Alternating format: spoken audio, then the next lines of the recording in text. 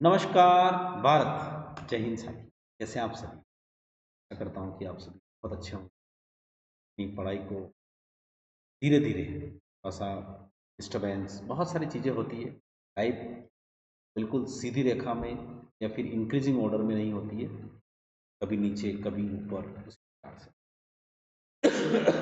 आज हम पढ़ेंगे ग्लिम्पसेस ऑफ इंडिया। ग्लिम्पसेस मतलब होता है झलक। अब यहाँ झलक में एस लगा है, इसका मतलब होता है प्लूरल, भारत की झलकें।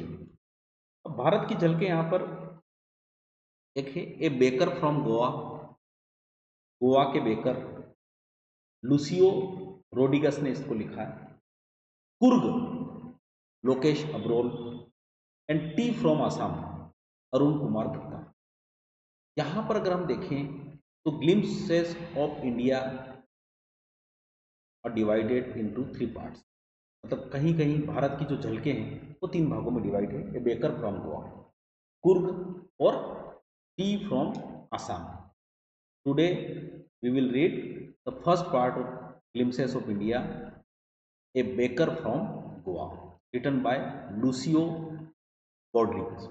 अब देखिए, before you read activity, discuss in class.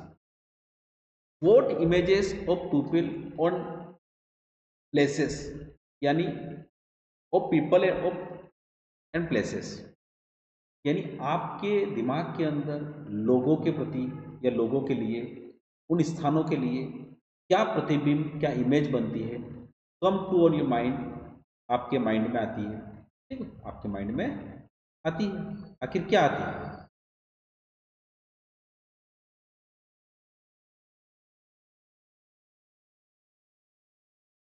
क्या माइंड में आती है?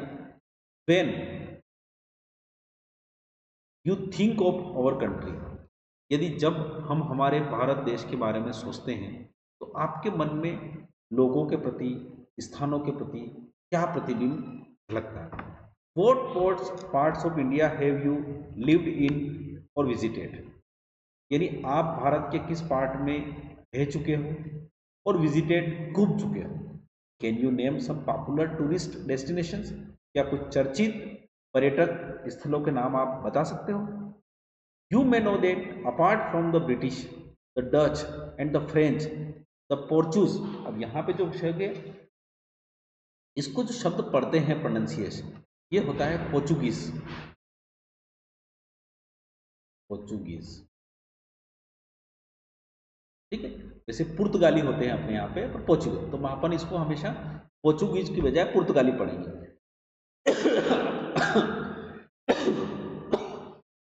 Sorry.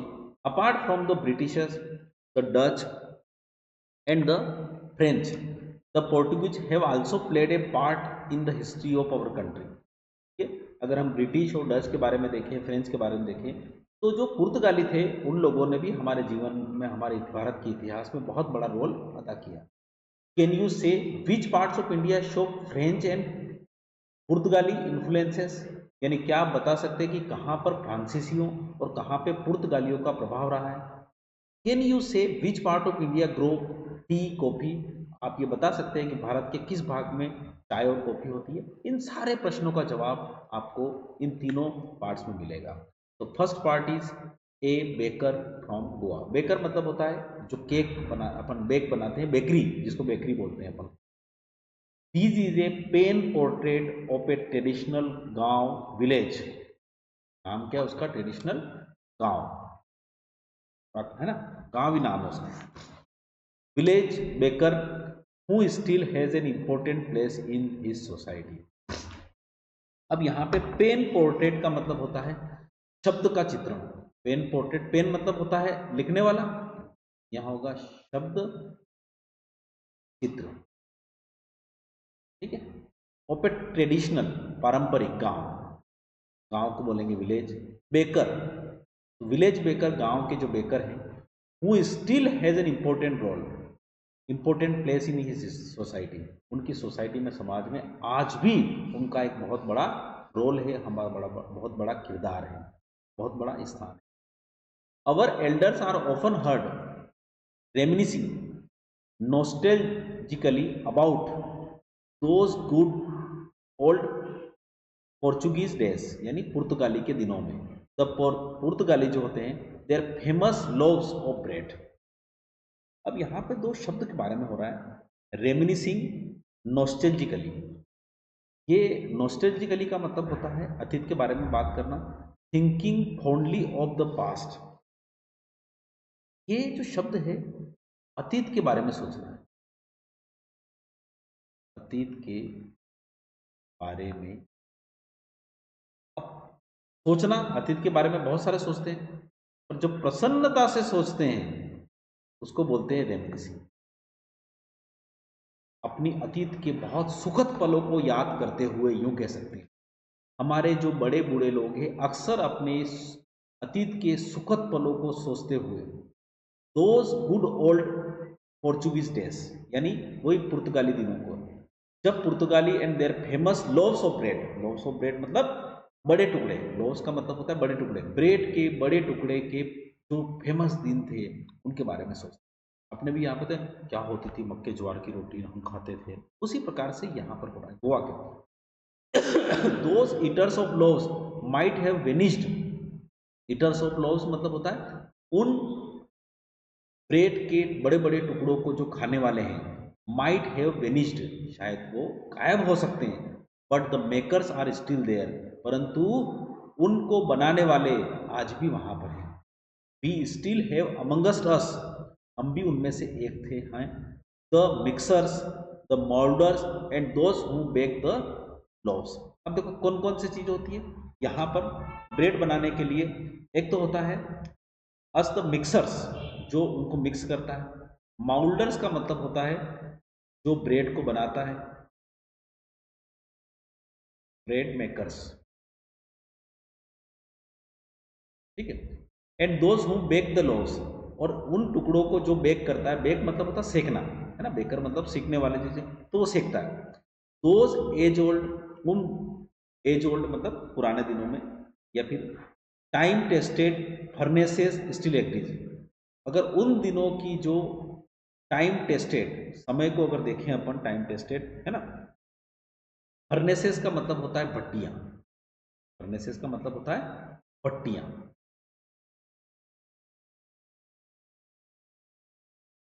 स्टिल एग्जिस्ट, आज भी अस्तित्व में है। The fire in the furnaces, यानी उन भट्टियों में जो आग है, has not yet been extinguish, वो आज भी बुझी नहीं है। मतलब ये कहीं ना कहीं एक तुलना कर रहा है कि उन भट्टियों में जो आग है वो भी बुझी नहीं है। द थर्ड, थर्ड का मतलब होता है यहाँ पे थरकना या थपथप करना, है ना, काइंड्स ऑफ साउंड्स, यानी थपथप करना, थपथप करना। एंड जिंगल, थब एंड जिंगल, थब एंड जिंगल का मतलब होता है थप थप करना। ये क्या है, किसी आवाज की आवाज। The traditional bakers, the traditional bakers bamboo, आपको पता है बेम्बू का मतलब होता है बांस, बांस पे क्या होता है, पहले थप थप करते थे, इस प्रकार से बजाते थे वो, है ना।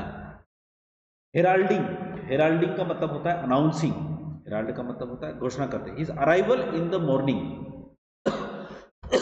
वो क्या करते, बेकर थे, क्या थे, एक लंबा सा बांस रखते थे और उस बांस में ठप ठप ठप ठप करते थे, ठीक है। तो उससे क्या हो जाता है कि अब अपने यहाँ पे क्या होता है कि दूध वाला आता था, क्या करते हैं, पो पो पो पो पो पो, तो उस प्रकार से वहां पर थप थप की आवाज होती थी उनके आने की। Can still be heard in some places, आज भी कुछ स्थानों पे सुनी जाती है, ठीक है। Maybe the father is not alive but the son still carries on the family profession, हो सकता है कि उसके पिताजी अभी जीवित ना हो, परंतु उसके जो बच्चे हैं आज भी उस फैमिली प्रोफेशन को चला रहे हैं। These bakers are even today known as pader, अब आज की तारीख में जो जो कहलाते हैं वो क्या कहलाते हैं, पेडर कहलाते हैं। क्या कहलाते हैं, पेडर इन गोवा। अब पुराने जमाने में वो बेकर थे, अब वो कहलाते हैं pader. During our childhood in Goa, यानी हमारे बचपन के दिनों में, the baker used to be our friend, baker हमारे दोस्त हुआ करते थे। कंपेनियन, हमारे साथी हुआ करते थे। एट गाइड, मार्गदर्शन हुआ करते थे। He used to come at least twice a day, वो लगभग दिन में 2 बार आया करते थे। Once when he set out, set out का मतलब यहाँ पे होगा बिगिन टू जर्नी या begin a journey, in a journey. In the morning on his selling ground मतलब जब बेचते हुए, and then again when he return after emptying his huge basket, emptying का मतलब खाली करके, बड़ा सा बास्केट, बड़ी सी थैली जो थी वो पूरा खाली कर देते थे। द जिंगलिंग थड मतलब वही थट थट की आवाज ऑफ हिज बेम्बू, बांस में, वोकअप अस, हमें जगा देती थी, फ्रॉम स्लीप, नींद से, and we ran to meet and greet him, और हम उससे मिलने के लिए, अभिवादन करने के लिए बिल्कुल दौड़ पड़ते थे। वाई वॉज इट सो, ऐसा क्यों होता था? Why was it for the love for the लोभ, क्या ये was it for the love of the लोभ, क्या ये उस लोभ यानी उस ब्रेड के टुकड़े के लिए था? नॉट एट ऑल, नहीं, बिल्कुल नहीं। नॉट एट ऑल मतलब बिल्कुल नहीं, ऐसा बिल्कुल भी नहीं था कि हम उसके टुकड़े के लिए जाते थे। तो किसके लिए जाते थे? The loaves were bought by some बास्किन और बॉस्टिन, मतलब जो लोव्स थे, टुकड़े जो थे, वो खरीद लिए जाते थे, किसके द्वारा?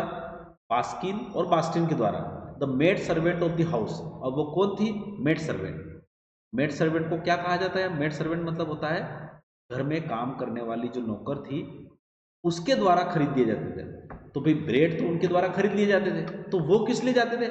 What we long for were those bread bangles which we choose carefully, हम इसलिए जाते थे क्योंकि वेट वी लॉन्ग मतलब हमारी इच्छा थी, और were those bread bangles, bread bangles मतलब यहाँ पे हो रहा है ब्रेड के जो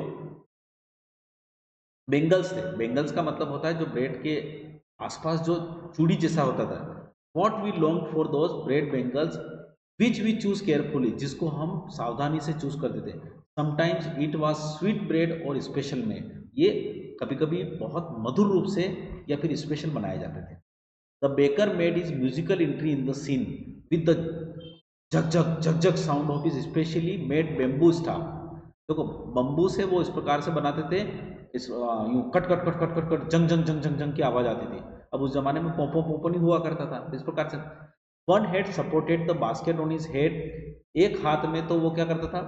बास्केट से मतलब पकड़ रखता था, and the other banged the bamboo on the ground, और वो दूसरे हाथ से ग्राउंड पे वो बांस का, देखो बांस में क्या होता है, बहुत बांस को अगर 2-3 फाल्टों में आप फोड़ दो, बांस को आप सोचो बांस है, बांस को कर दो तो उसको नीचे फटको तो फट फट फट फट की जंग जंग जंग की आवाज आएगी। And the ground he would greet the lady of the house with good morning, अब घर में कोई लेडी होती तो उसको बोलते good morning, and the place is basket on the vertical bamboo, और वो वर्टिकल बेम्बू मतलब खड़ा कर देते थे। We kids would be pushed aside with a mild rebuke, है ना, रेबुक का मतलब होता है हमको थोड़ा डांट भी देते थे। अच्छा अपन क्या करते हैं सर, कुल्फी वाला आता है तो कुल्फी तो लेते ही लेते हैं, पर उसका जो पोंपों बजाने का वो बजा देते हैं, पोंपों पोंपों, अब कुल्फी वाला बोलता है अभी मत बजा, और अपन क्या करें, है ना, इस प्रकार से बजा देते हैं। And the loaves would be delivered to the servant, और जो लोव्स थे वो किसको डिलीवर किया जाता है? उनके नौकर को। But we would not give up, परंतु हम अभी छोड़ते नहीं थे। We would climb a bench और the perhaps peep into the basket, हम तो कभी बेंच पे खड़े खड़े हो जाते थे, और द प्रपेट पेरापेट, पेरापेट का मतलब होता है यहाँ पे मुंडेर, पेरापेट का मतलब यहाँ पे क्या होगा? मुंडेर, मुंडेर पे खड़े हो जाते थे, है ना, घरे मुंडेर रे को नहीं कई बार बोले पीप इनटू, पीप मतलब झांकने के लिए, बास्केट, बास्केट में झांकने के लिए, वो कतरा को मंचा somehow I can still recall the typical fragrance of those loaves. एक और चीज है, वो जो ब्रेड होते हैं ना, उनकी जो टुकड़े होते हैं और उनकी जो खुशबू आती है, मजा आता है। Loaves of the elders and the bangles for the children, मतलब जो बड़ों के लिए तो क्या होते थे? लॉस थे, और बेंगल्स मतलब छोटी छोटी चूड़ियां टाइप होती थी, वो किसके लिए होती थी? बच्चों के लिए। Then we did not even care to brush our teeth और वॉश अवर माउथ प्रॉपरली, मैंने तो इनकी भी चिंता को नहीं कि ब्रश करनो कि नहीं करनो ने मुंडो धोनो कि नहीं धोनो, मी तो उठी ने डायरेक्ट वहां जाए। एंड वाई शुड वी, और हम क्यों करना चाहिए? Who would take the trouble of plucking the mango leaf for the toothbrush, और इतनी कौन कष्ट करेगा कि वहां पे मैंगो की पत्तियां लाएगा ने वण के बाद मैंने मुंडा में घसेगा ने टूट तोड़ेगा, ऐसा कौन करे? क्योंकि पहले टूथब्रश नहीं हुआ करता था, ध्यान रखिएगा। And why was it necessary at all, और इसकी आवश्यकता भी क्यों है? The tiger never brushed his teeth, tiger तो कभी भी अपना ब्रश नहीं करता। Hot T could wash and clean everything so nicely after all, और अगर हम गरम गरम चाय पियेंगे तो डेफिनेटली वैसे ही सब कुछ सही हो जाएगा। ये बच्चों का क्या था, लॉजिक था, दांत नहीं साफ करवा को, ठीक है। बच्चे तो बच्चे होते हैं सर। अब आगे चलते हैं। Marriage gifts are meaningless without the sweet bread. Marriage के जो गिफ्ट्स होते हैं वो meaningless without the sweet bread, known as the bol. Bol, अगर शादी में गिफ्ट दे रहे हैं और वहां पे अगर आप स्वीट मीठे जो ब्रेड है वो नहीं देते हैं, और मीठे ब्रेड को क्या बोला जाता है वहां पे, बोल। Just at the party of feast, party या फीस्ट, फीस्ट मतलब होते हैं दावत, फीस्ट मीन्स दावत। Losses it's charm without bread, अगर वहां पे दावत हो रही है, पार्टी हो रही है, तो वहां पे अगर ब्रेड नहीं हो तो वो पूरी चमक ही खो देगा। Not enough can be said to show how important a baker can be for a village, और आप ये नहीं समझ सकते, नॉट इनफ, कि ये बेकर गांव वालों के लिए कितने महत्वपूर्ण थे। The lady of the house must prepare sandwich on the occasion of her daughter's engagement, अपने डॉटर की एंगेजमेंट पे क्या बनाती है वो, सैंडविच बनाती है। मुंह में तो पानी आ रहा होगा, ठीक है। केक्स एंड बोलिन हास are a must for Christmas as well other festivals, परंतु वहां पे केक्स जो होते हैं और बोलिन हास है वो बहुत ही जरूरी होते हैं, आवश्यक होते हैं, Christmas as well as other festival, Christmas पे तो होते हैं और दूसरे फेस्टिवल पे होते हैं। Thus the presence of the baker's furnace in the village is absolutely essential, इसलिए जो presence of the baker's furnace, baker का फर्नेंस वहां पे होना, यानी कुल मिला के विलेज इज एब्सोल्युटली एसेंशियल, यानी किसी भी गांव में बेकर की भट्टी होना और उसकी होना ही जरूरी है। Thus the baker or bread seller of those days had a peculiar dress known as कबाई, और उस समय जो बेकर होते थे उनकी जो पिक्यूलर यानी अनोखी ड्रेस होती थी, पिक्यूलर मीन्स होता है अनोखी, अजीब ड्रेस जो होती थी उसको बोलते हैं कबाई। It was a single piece of long frock reaching down the knees, और वो एक लंबी सी फ्रॉक होती थी जो कि घुटने तक आती थी। In our childhood we saw bakers wearing a shirt, हमारे बचपन में हमने बेकर्स को शर्ट में, and trouser which were shorter than full length ones and longer than half pants, half pant से थोड़े ज्यादा लंबे और फुल लेंथ से थोड़े से छोटे। Even today anyone who wears a half pant which reaches just below the knees invites the comment that he is dressed like a pedder।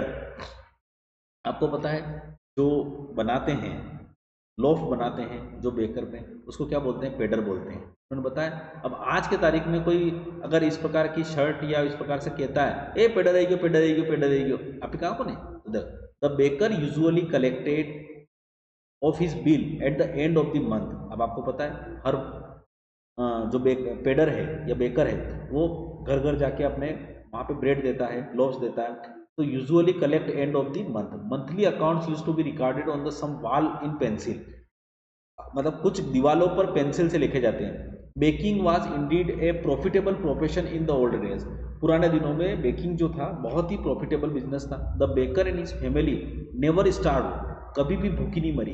In his family and his servants always looked happy and prosperous है, उनके जो परिवार थे और उनके नौकर थे हमेशा खुश और समृद्ध दिखे। Their plump physique was an open testimony to this, plump physique का मतलब होता है गदराया शरीर, और खई खई ने मोटा भी गदराया शरीर यानी प्लेजेंटली फेट बॉडी ना। तो physique was an open testimony to this, और वह ओपन टेस्टिमनी का मतलब होता है विशेष टिप्पणी। आप ही कहा को नहीं, कोई मोटो मोटो हुए तो और खाता पीता घर को हेरे तो विशेष टिप्पणी करते कि नहीं करते अपन भी।